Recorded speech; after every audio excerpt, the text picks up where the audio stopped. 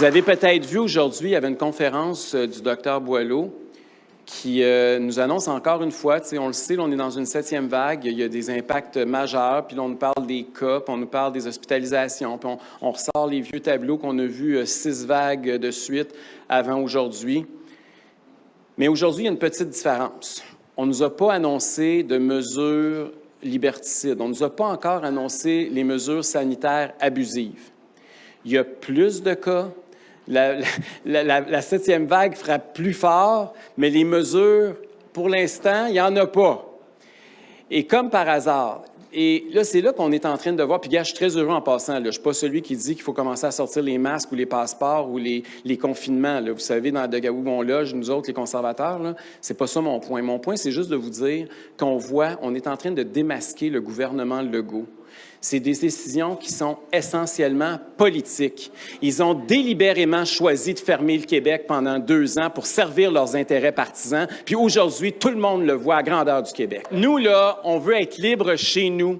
Mais on veut être libre chez nous, oui, jusqu'au 3 octobre, mais surtout libre chez nous après le 3 octobre. Parce que vous le savez mieux que moi, si jamais par malheur, les Québécois font l'erreur de réélire François Legault, on sait ce qui nous attend le 4 octobre. On le sait que les confinements vont revenir. On le sait que le passeport va ressortir. On le sait que les bars, les restaurants, les gyms, ils vont les refermer. On sait tout ça, là, on l'a vécu. Là. Ça, puis je sais même pas. On sait qu'ils vont nous scraper notre party de Noël, puis on sait qu'on va recevoir une alerte Amber. Ça, on le sait. On le sait jusqu'où ils sont capables d'aller pour s'introduire dans vos vies. Vous savez comment François Legault veut être maître chez vous. Bien, nous autres, le 3 octobre, on va y répondre, on veut être libre chez nous, dehors, Legault. Mais au-delà de la crise sanitaire, parce qu'une élection, c'est pas juste une crise sanitaire, il va y avoir aussi d'autres enjeux très importants qui vont être débattus. Et on ne peut pas avoir fermé l'économie artificiellement pendant plus de 2 ans puis penser que ça n'a pas de conséquences économiques. On commence à mesurer l'impact de tout ça. On voit l'inflation qui n'arrête pas de monter. Vous avez vu que là, c'est rendu à plus de 8 l'inflation. Vous avez vu les taux d'intérêt qui n'arrêtent pas de grimper. Vous savez qu'il y a 1 personne sur 4 qui est propriétaire d'une maison qui pense qu'il pourrait perdre sa maison quand va arriver le temps de renouveler son hypothèque. Vous voyez le prix de l'épicerie monter en flèche. Vous voyez que ça vous coûte 2 $ le litre ou presque quand vous allez faire votre plein d'essence. On voit tout ça. Là. On est en train de voir que les Québécois sont en train de s'appauvrir à la vitesse grand V. Et pour ça, mais ça prend un gouvernement qui va dire ça n'a pas de bon sens. Vous savez aussi que présentement, on est le seul parti qui dit l'essence, là, c'est pas un luxe. Quand on habite à Bécancour, à Sainte-Françoise ou ailleurs dans le comté, il n'y a pas de station de métro qui se rende là. Vous n'avez pas le choix le matin de vous rendre du point A au point B autrement qu'en utilisant votre véhicule.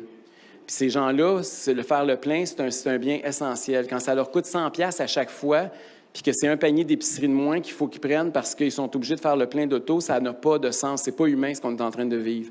Et c'est pour ça que le Parti conservateur est le seul qui, aujourd'hui, dit qu'il faut suspendre les taxes sur l'essence. Il faut donner un répit aux automobilistes, puis aux travailleurs, puis à tout le monde, à tous les citoyens du Québec. Puis c'est pas juste les gens qui ont des voitures, puis c'est pas juste les fermiers, les agriculteurs avec leurs tracteurs, là, parce que des tracteurs électriques, vous savez comme moi que ça n'existe pas. Mais c'est aussi tous les produits, parce que ça a un effet domino, le prix de l'essence, sur tout ce qu'on achète, tout ce qu'on consomme. Alors ça, c'est un exemple concret de ce qu'on veut faire pour aider la classe moyenne. L'autre exemple que je peux vous donner, c'est celui des baisses d'impôts. On est le parti, et de loin, qui propose les baisses d'impôts les plus substantielles en vue de la prochaine élection. On veut, par exemple, présentement, vous ne payez pas d'impôts sur le premier 15 000 $ que vous gagnez comme contribuable. On veut monter ça, ce 15 000 $-là, à 20 000 $ et on veut enlever 2 % de points de pourcentage de taxation de 20 000 à 92 000 $. Pour un travailleur qui gagne 90 000 $ par année, c'est une économie de 2 000 $ d'impôts. Mais ça, c'est une façon concrète de dire le gouvernement va se serrer la ceinture pour donner un peu d'oxygène à la classe moyenne puis aux Québécois. C'est ce genre de mesures-là qu'on va proposer dans la campagne électorale pour s'assurer que vous ayez du répit, pour que les Québécois redeviennent libres chez eux. C'est comme ça qu'on va le faire.